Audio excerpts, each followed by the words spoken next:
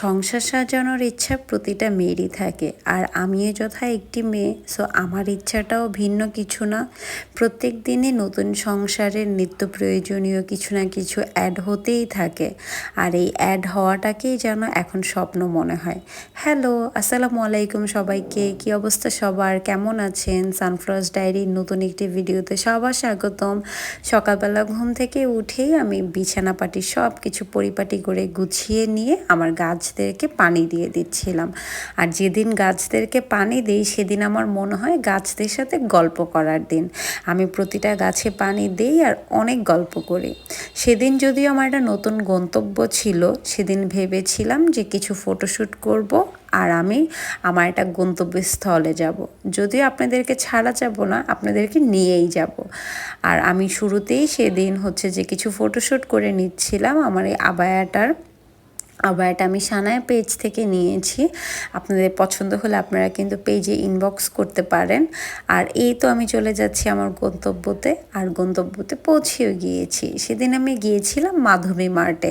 যদিও আমি এর আগেও একদিন মাধবী মার্টের ভিডিও দেখিয়েছি, আমার পেজে রয়েছে যে মাধবী মার্টে কী কী জিনিস পাওয়া যায়, তারপরও আজ আপনাদেরকে দেখিয়েও দিচ্ছি।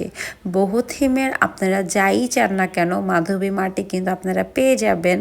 আর সেখানে বেশ সুন্দর সুন্দর শাড়িও ছিল, নকশি কাঁথা ছিল। আপুকে দেখলাম যে কিছু কুর্তিও অ্যারেঞ্জ করেছে। আর সেদিন আমি গিয়ে প্রথমবারের মতো পার্টি দেখেছি। পার্টি দেখে আমার খুব ভালোই লাগলো। ছোটোবেলার কথা মনে পড়ে গিয়েছে পার্টিগুলো দেখে। ছোটোবেলায় কিন্তু দাদুর বাড়িতে গেলে পার্টিতে শুয়ে থাকতাম বাইরে সব কাজিনরা মিলে। বেশ এখানে শাড়িও দেখছিলাম, কিন্তু আসলে আমার পছন্দ অনুযায়ী একটাও মিলছিল না। আর এই ব্যাগটা আমার একটা উইশ লিস্টে ছিল। ফাইনালি সেদিন আমি এটা কিনেই ফেলেছি মাধবী মার্ট থেকে।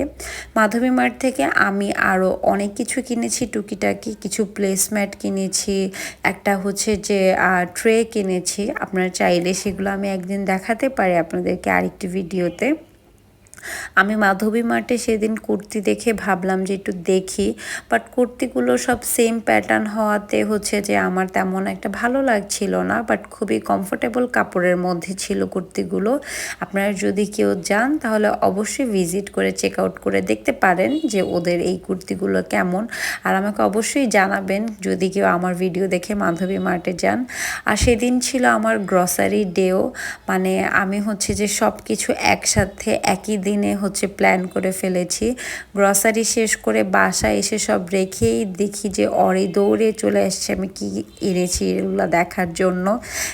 দেখেন কিভাবে ব্যাগটার মধ্যে ঢোকার চেষ্টা করছে। আর এই হচ্ছে আমার গ্রসারি শপিং হচ্ছে যে আমার মোস্ট ফেভারেট বলা চলে।